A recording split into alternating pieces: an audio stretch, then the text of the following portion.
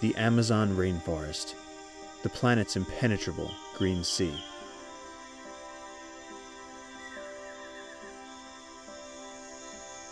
Within these remote depths runs the Las Piedras River, which forms part of the longest tributary to the Amazon.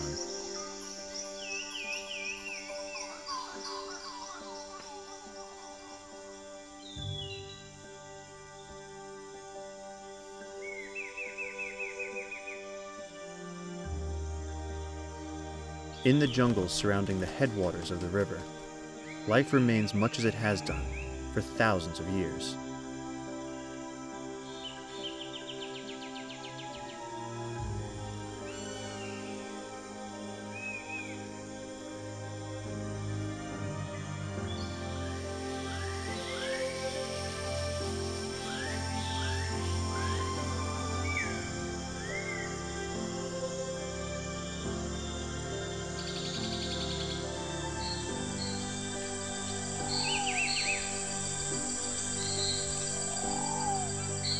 Giants like these form a dense canopy, shutting out the lights on those who dwell below.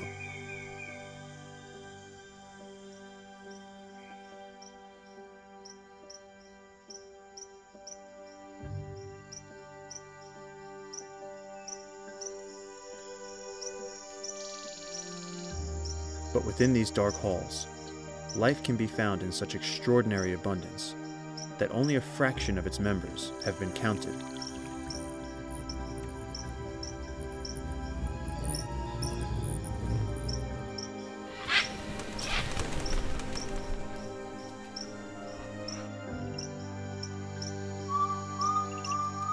And this is with good reason, because survival below the treetops is often to remain hidden.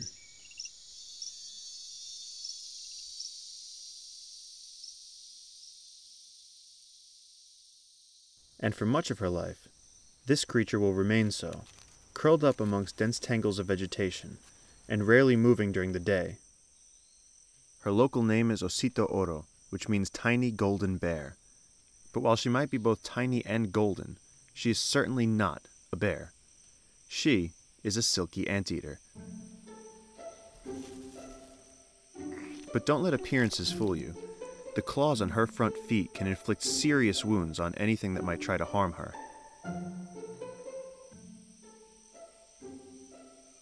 They are her only defense when she leaves her hiding places in search of food.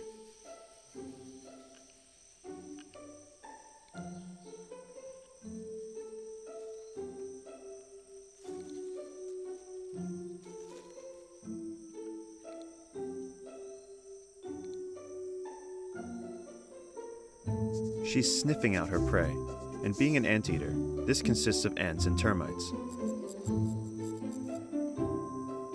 But in order to find them, she has to overcome the considerable challenge of staying awake.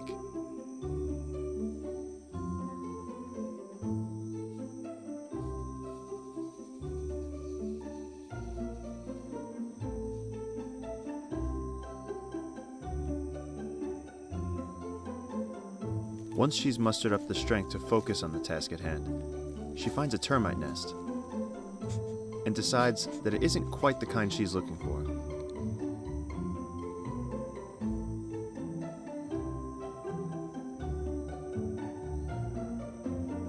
Keeping up appearances is important too, and a good grooming regime is sure to please a mate.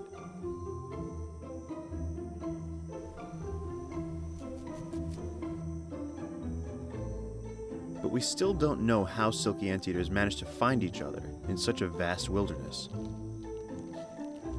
In fact, nobody knows much about them at all.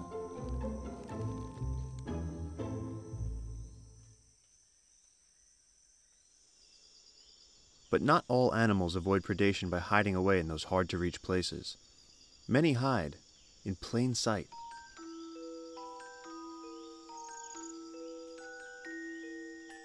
At this scale, nothing is quite what it seems.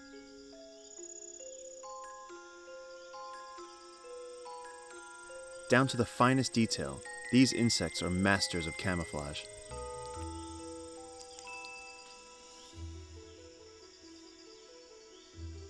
Leaf-mimicking katydids copy the vein structures of the leaves that they live on.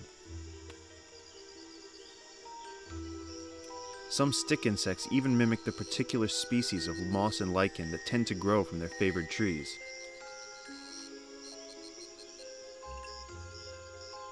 Some, like this arachnid, are predators, and others will become prey, but all are striving to remain undetected.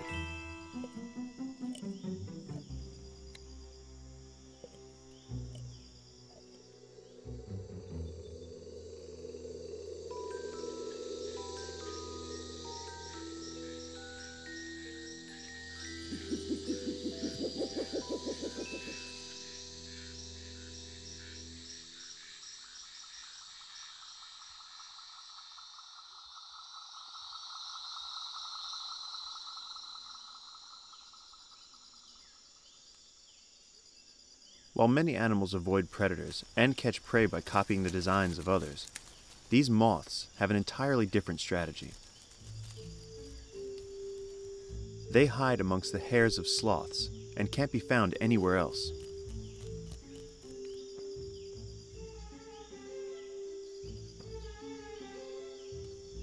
The sloth's dense hair supports a variety of algae that help it to blend in with the surrounding jungle. And they move so slowly and infrequently that they're rarely spotted by predators.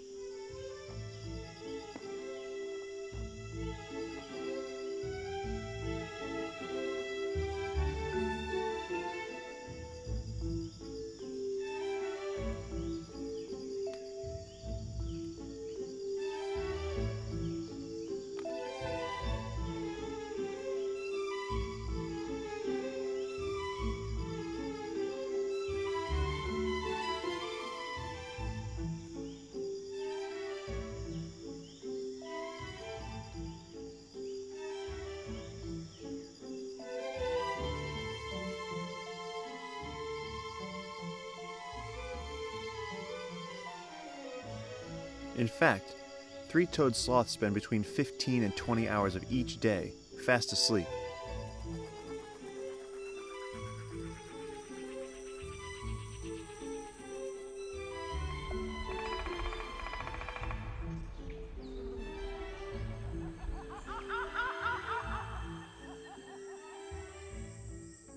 Their leafy diet is simply too poor in calories to keep them going for much longer.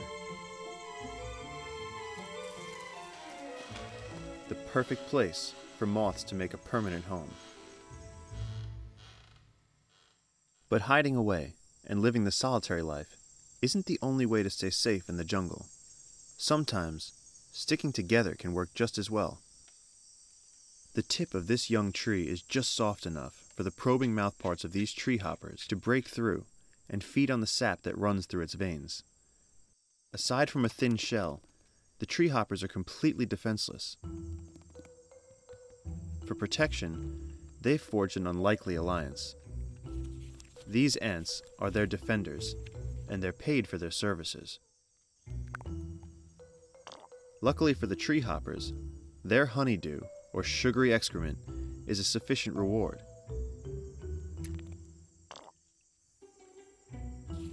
The ants keep the tree hoppers free of mites with specialized cleaning mouthparts.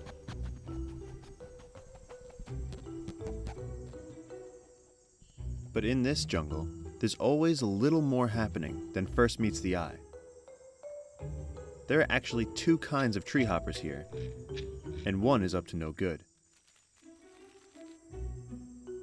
Those with darker shells rarely produce the liquid that feeds their ant protectors, but they want to stay clean all the same. So when they detect an ant ready to clean a lighter colored tree hopper, they simply climb on top and prevent the ant from feeding until they're clean.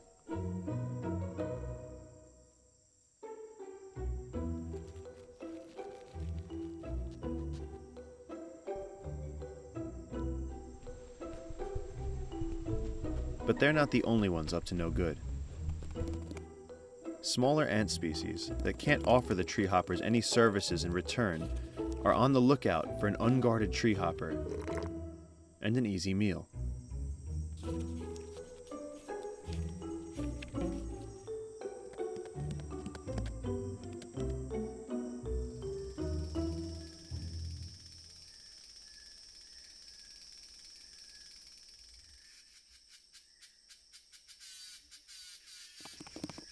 Each day, billions of these tiny leafcutter ants embark on a journey, migrating through the forest along miniature highways.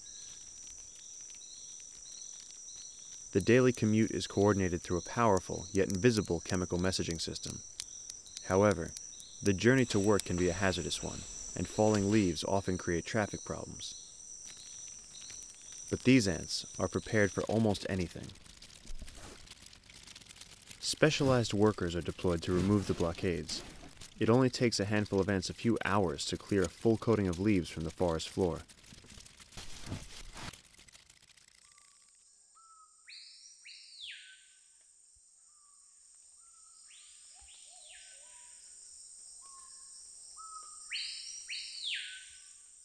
The workers are all heading for a harvesting tree. They're after its leaves, but to get them, they must scale a height comparable to a human scaling the highest mountain in North America.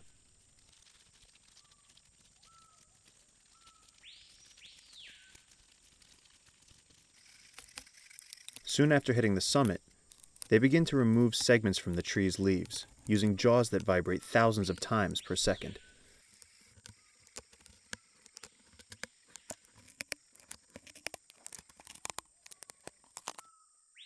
Then, they must embark on the 100-meter journey back to the nest.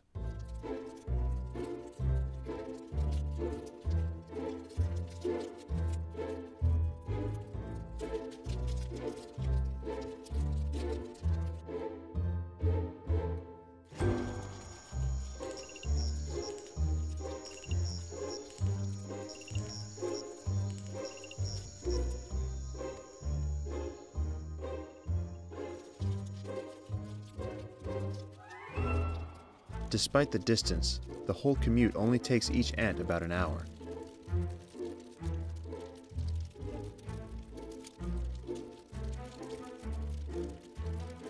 Efficiency is key, and once the jaws of workers become blunted, they'll carry the leaves cut by their little sisters instead.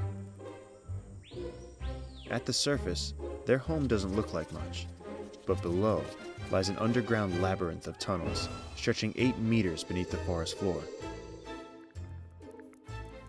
Home to a colony with as many members as the City of London.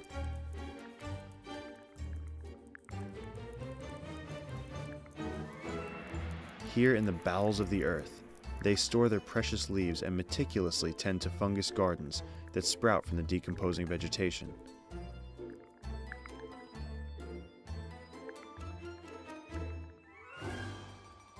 The tiny, white, rounded fruiting bodies of the fungus are used to feed the entire colony.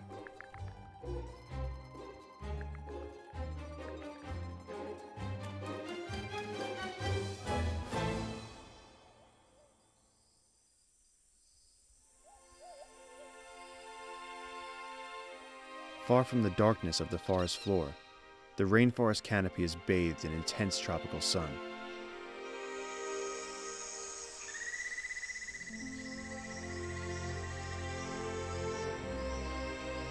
This is the engine room of the jungle, where giant trees capture sunlight to fuel their growth.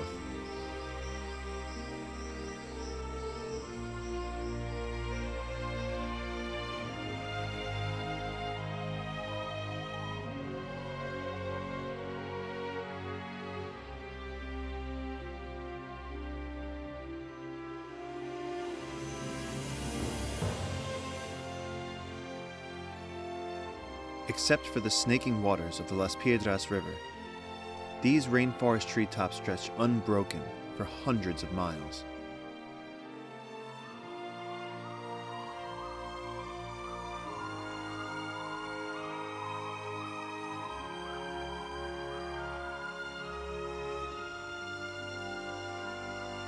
Here in this skyward realm exists the greatest diversity of life in the rainforest, and so on Earth itself.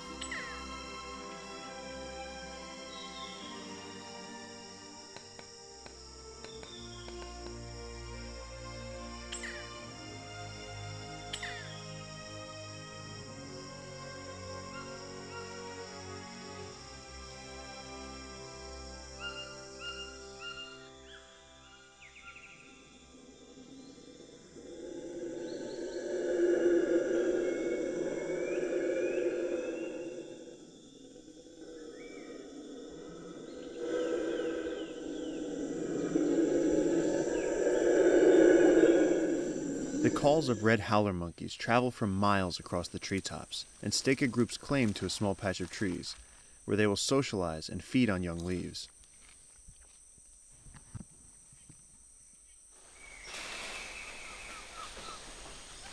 Troops of brown Capuchin monkeys will range far throughout the forest and will eat almost anything they can get their hands on, whether it's flowers, insects, fruit, or even small mammals.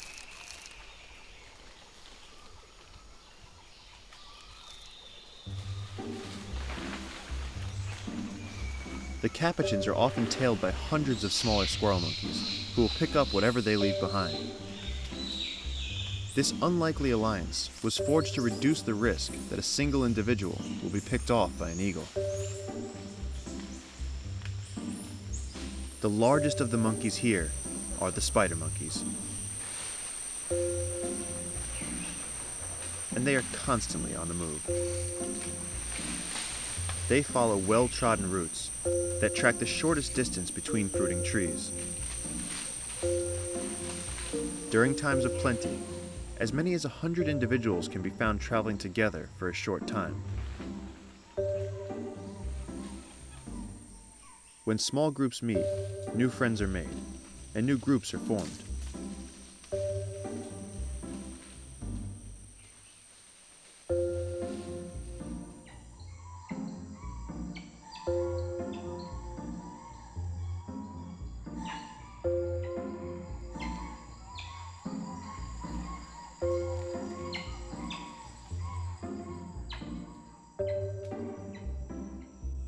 When food is plentiful, spider monkeys will select the best bits from each fruit and drop the rest.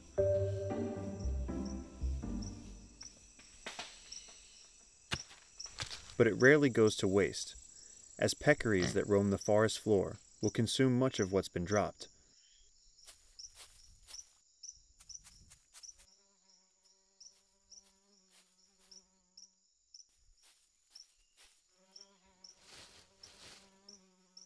To balance off their diet, collared peccaries seek out special places from which to feed. The thick mud in this hole contains unusually high concentrations of salt, a rare treat so far from the sea.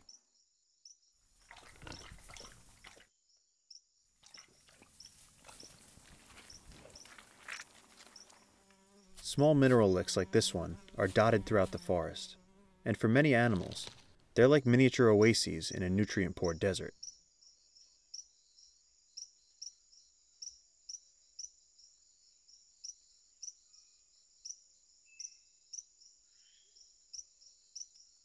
Throughout the day, a variety of visitors come and go. Some, like this red brocket deer, are particularly wary, as they know that jaguars hunt here too.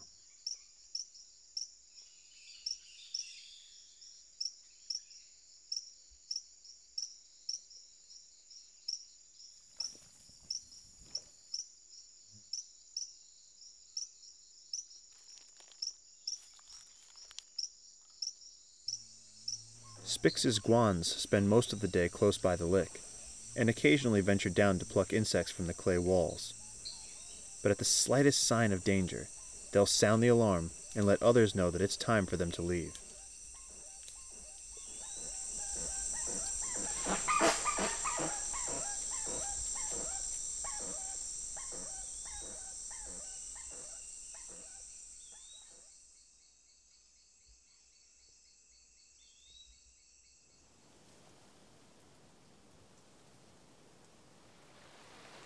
The erosive force of the Las Piedras River has gradually unearthed a salty deposit on its bank.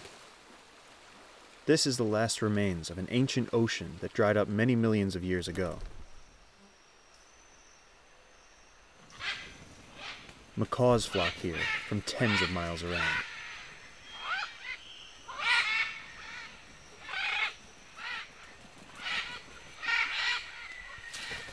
They gather in the trees and wait for a brave individual to fly down to the lick and reassure them that the area is free from predators.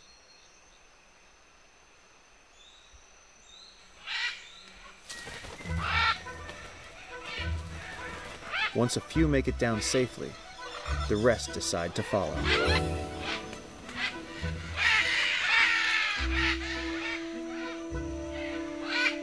Not only does eating the clay provide salt, but it also helps to neutralize the toxic chemicals found in many of the unripe fruits in the macaw diet. For the macaws, these visits to the local clay lake are more than just feeding opportunities. They're places where mates can be found and disputes can be settled.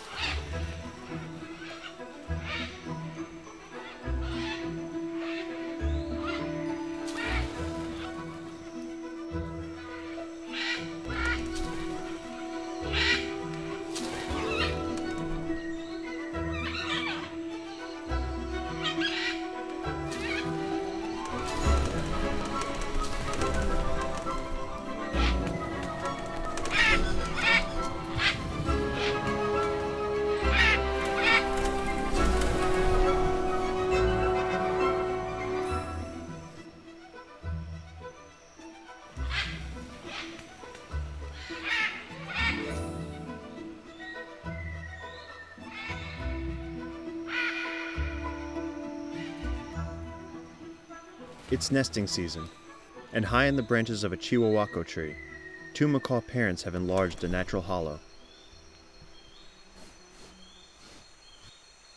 Inside is a hungry chick, who now after several months of confinement, is beginning to survey the world outside.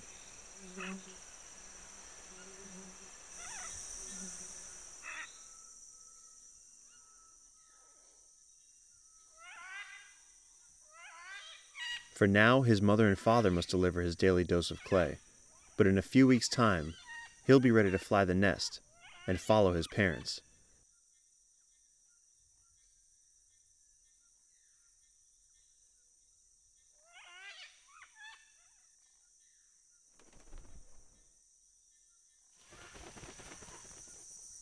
For other animals, it simply isn't possible to carve salt from the earth, but they require it just the same.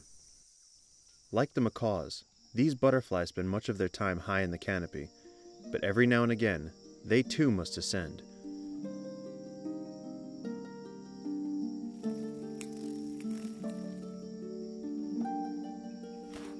The butterflies congregate on damp earth at the banks of a lake, where the waters have receded and deposited salts and other nutrients behind them.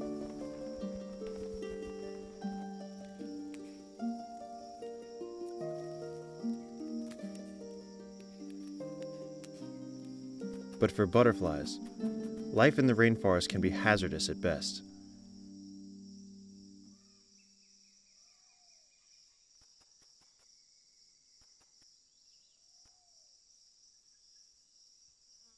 Golden orb spiders are Goliaths, but so too are blue morpho butterflies.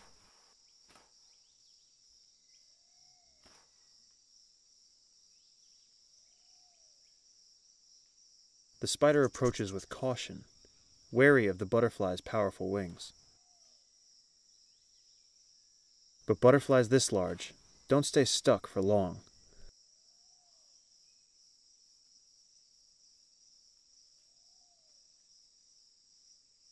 While spiders may pose a nuisance to some, there's one animal here who's been actively seeking them out.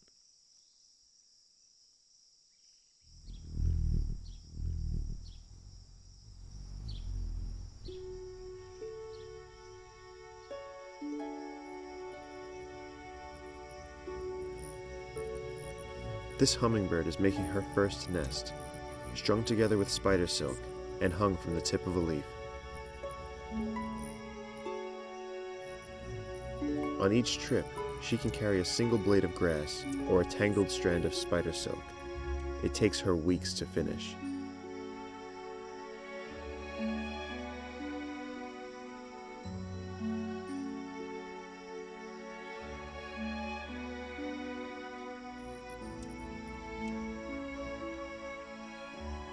She must remain constantly vigilant, as other hummingbirds may try to take an empty nest for themselves.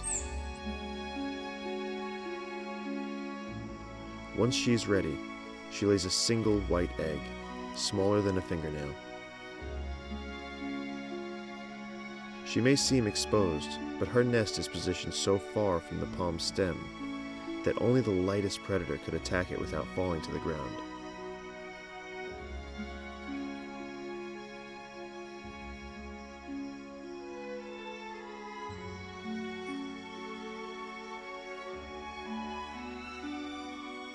week later, a tiny hatchling has emerged.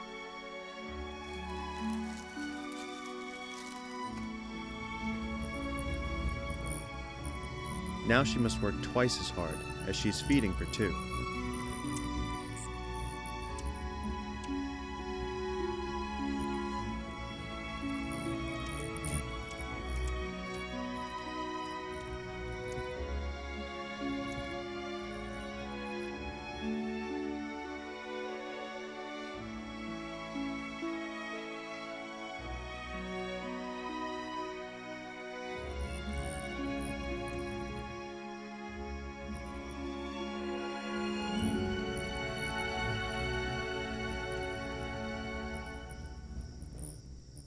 But the dry season is coming to an end. Her work will soon be put to the test, and her chick's life will depend on it.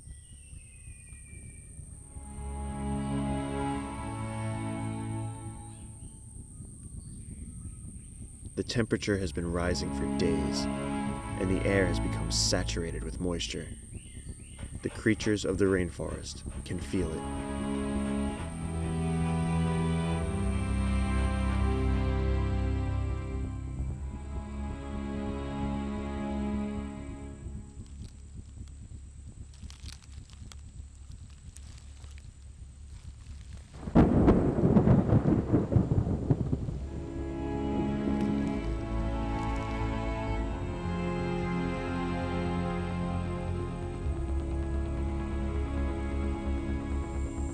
The rainforest isn't called the rainforest for nothing.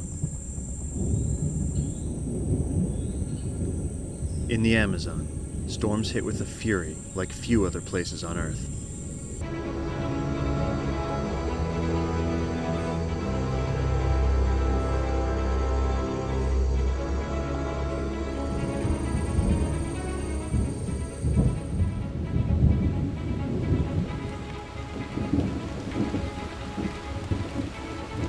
The nest is rocked by wind and hammered by rain.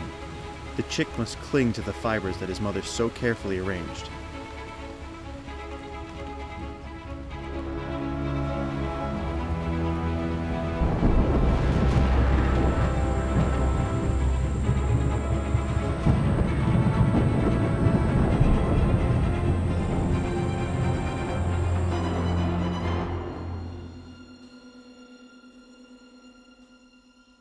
Dawn sees the end of the downpour, but the storm's effects can still be felt. The mother hummingbird returns to find her chick gone and the nest empty. In her distress, she checks for him over and over.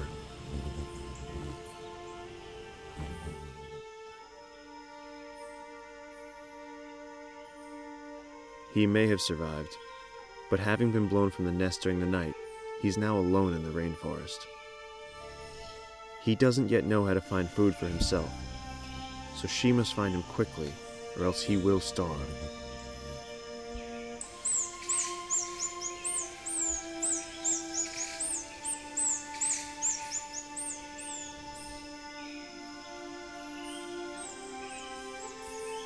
Their calls to each other sound out across the forest.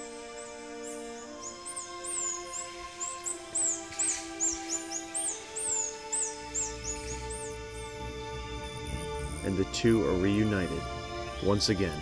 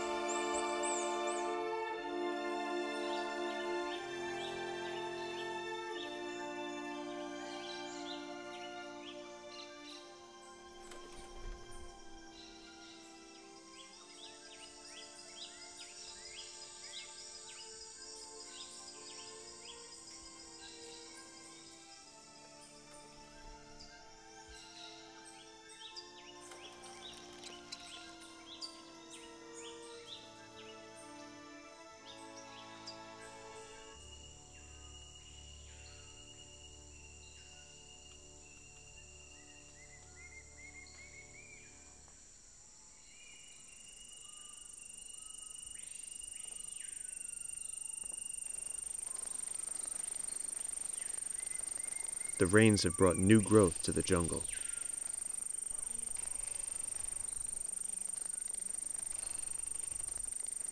But they have also brought destruction. The Las Piedras River is bursting its banks. Entire trees are carried away with the current.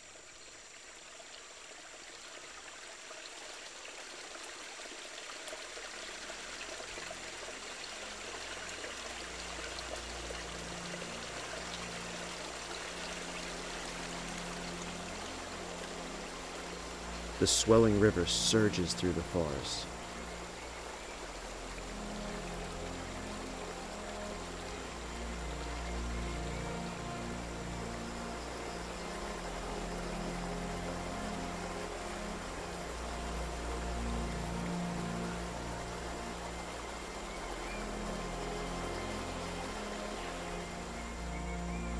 For those too small to outpace the flood, the only way is upwards.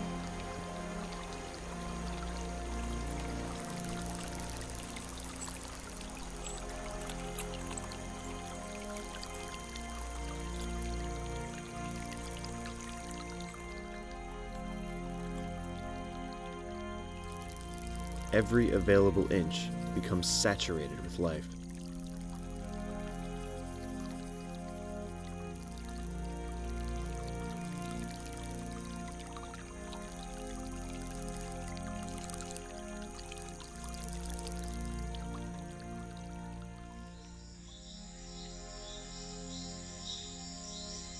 Strange forms are forced from the darkness.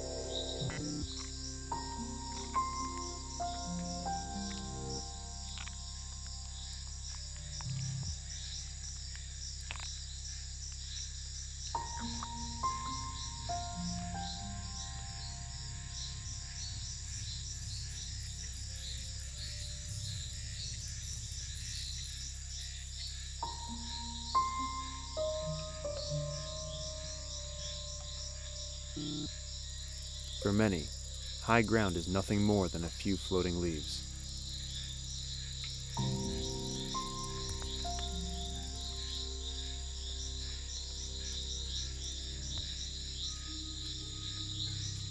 The search for escape is constant.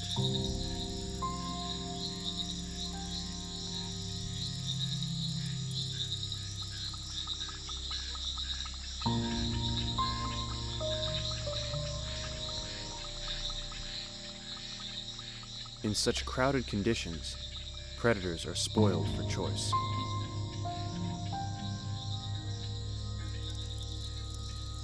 Isolated on their treetop arcs, it could be weeks before the river recedes and the creatures of the forest touch solid ground once again.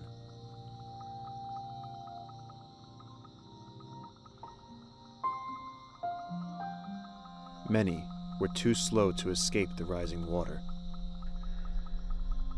Surface tension will keep millipedes afloat for a short time, but if they begin to struggle, their legs break through.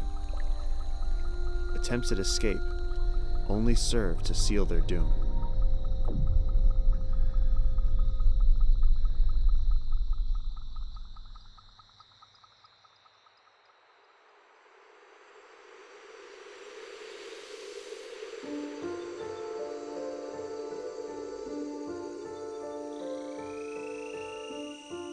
The arteries of the jungle are now springing back to life.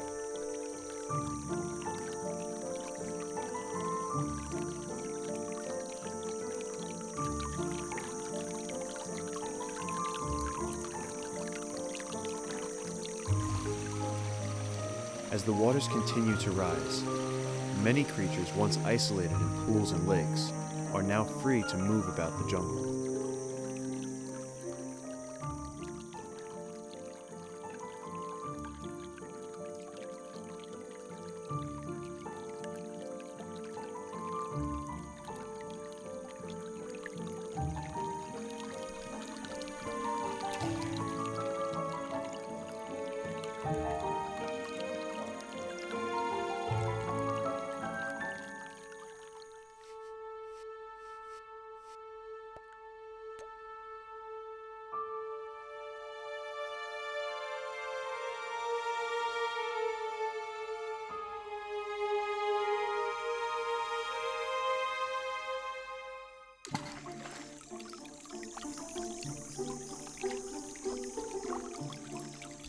Fish are searching for a safe place to lay their eggs, and predators are ready to cut them off.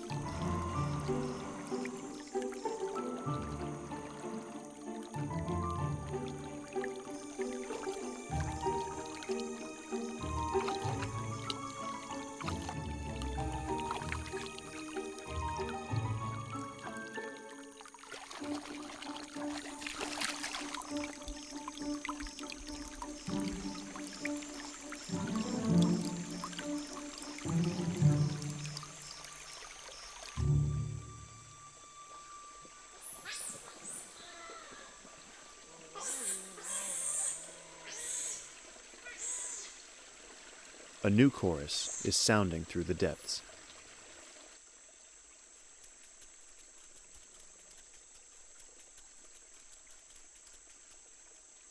A family of giant river otters, 7 strong, are also here to take advantage of the fish to be found in the swelling streams.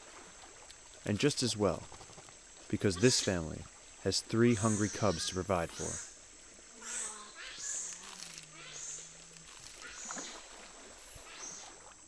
But with so many mouths to feed, the otters can't stay in the streams forever, and must move on to places of greater abundance.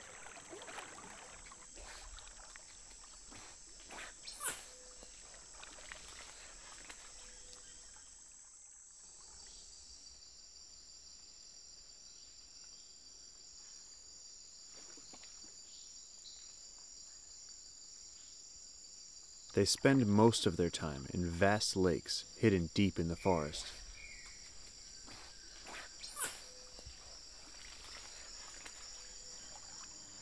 Half of giant otter cubs don't make it through their first year, but these are the lucky ones.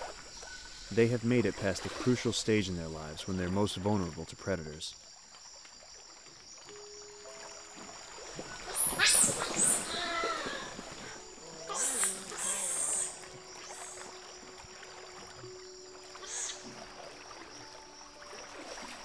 Nevertheless, they're still young enough to get away with stealing a fish from Mom, rather than hunting it for themselves.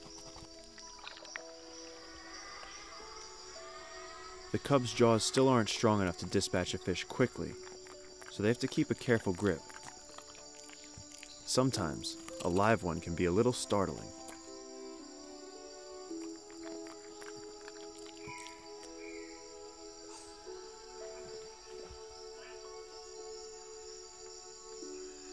Other animals stay close behind the otters and pick up their scraps.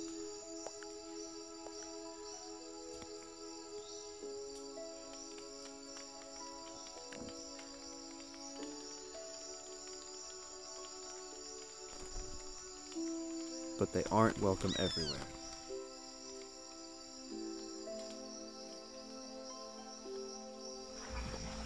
With full bellies, there's plenty of time for play. In a few months, the cubs will reach their adult size at 2 meters long. But for now, they must still be careful not to stray too far from their parents, for these waters are home to another top predator.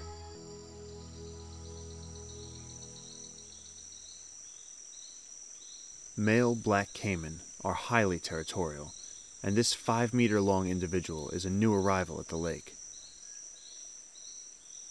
The current resident, a smaller male, is well aware and arches his back as a signal of his claim. The new, much bigger male responds in kind, showing that he won't back off so easily. As the caiman move in, they size each other up.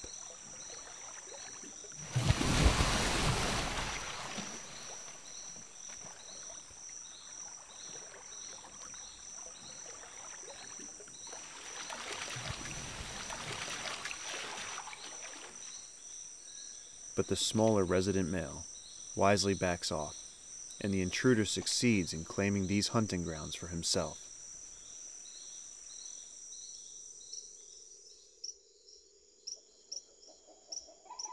Some of these rainforest lakes are many hundreds of years old, but gradually, vast mats of floating vegetation begin to choke the surface. The lake bottom grows shallower as it's filled with dead leaves, and the forest moves in to reclaim the land.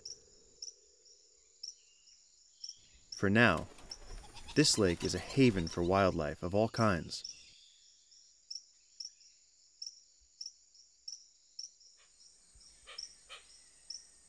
These prehistoric-looking hoatzins find safety on the perches at the edge of the lake, where the predators of the forest floor struggle to reach them.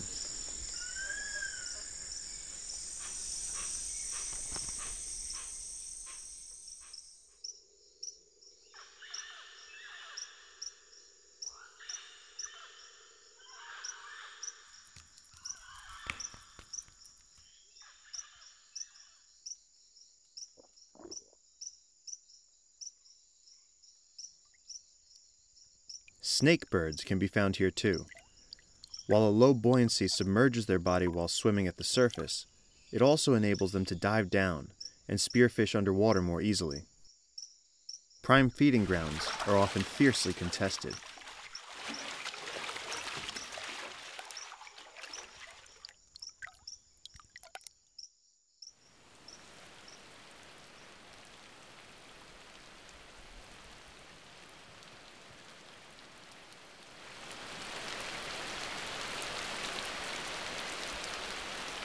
For many animals, the daily downpours of the rainy season provide a welcome break from the stifling heat of the dry months.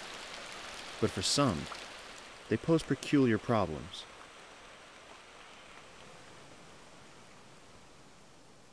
The water has risen, and the butterflies that once fed on the mud banks at the lake's edge must now look elsewhere for a meal. They may have to wait, but they know just the place to get it. Side-necked turtles, who currently have entirely different agendas. There is nothing quite like a good scratch. Or better yet, a good stretch.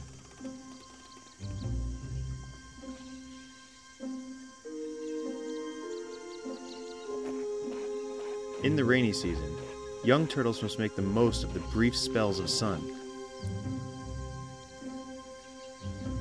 A good sunbathing log is hard to come by, so they rarely get it to themselves for long.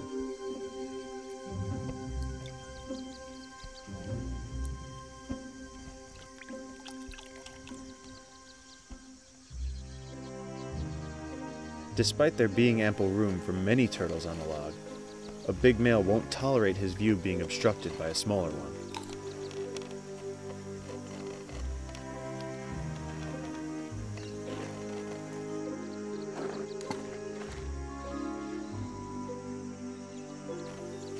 In turtle society, size is everything. When the turtles are more evenly matched, log relations are more respectful. But as a consequence, they often tend to pile up. Life on the log is a process of constant nudging and shuffling. Once the turtles have settled, the butterflies can move in. The butterflies lap up the salty turtle tears. But the turtles aren't sad. The tears clean their eyes after a dip in the water. The butterflies don't actually consume the tears they collect. They save them. These butterflies are all males, and they will pass the tiny bundles of turtle tear salt to the females during mating.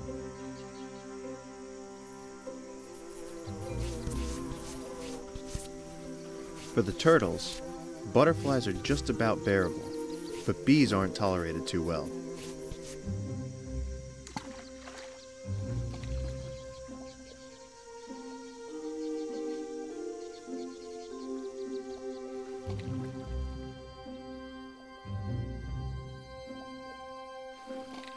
It seems that turtle relations in the water are not so different from those on the log.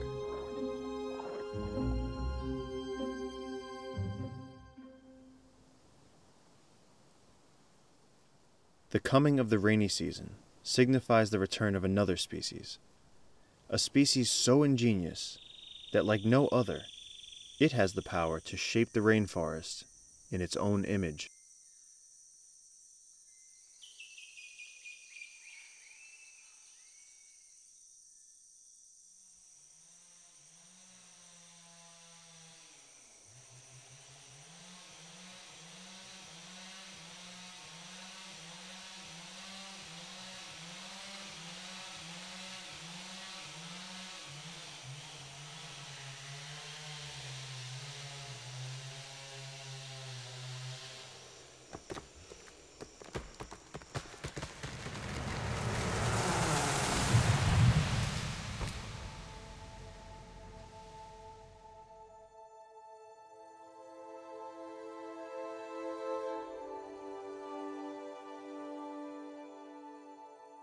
What natural processes take centuries to build, people can undo in a matter of minutes.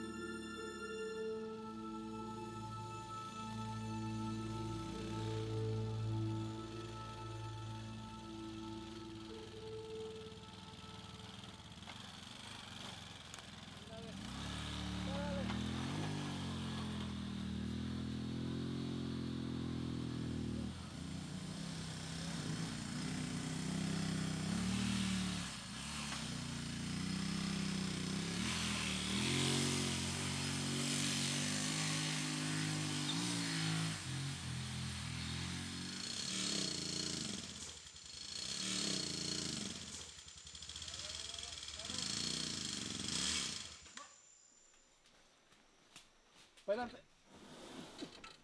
Muéntale ahí.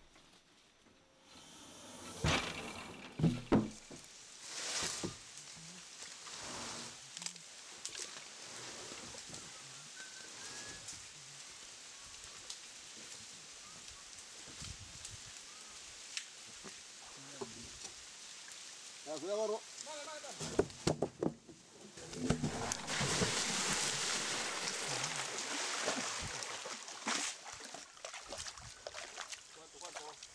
Espera.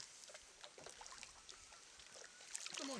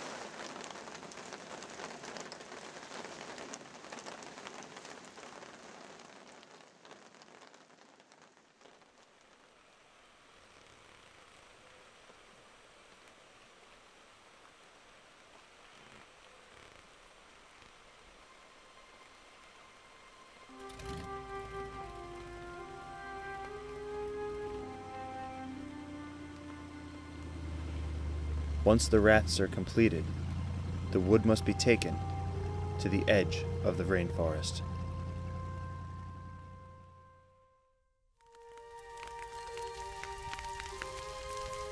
But at that edge, the world is changing. As the Las Piedras rainforest is burnt to make way for farmland, a part of our sense of wonder in the world goes with it.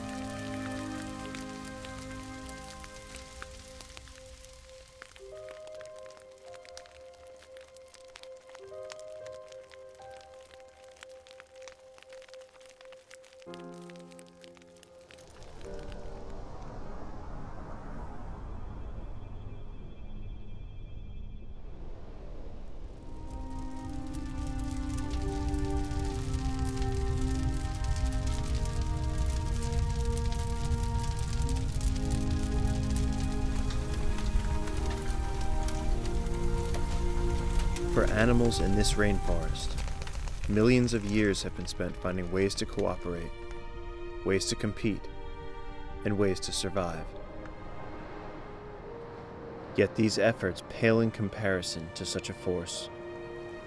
Nothing in nature could have prepared them for this.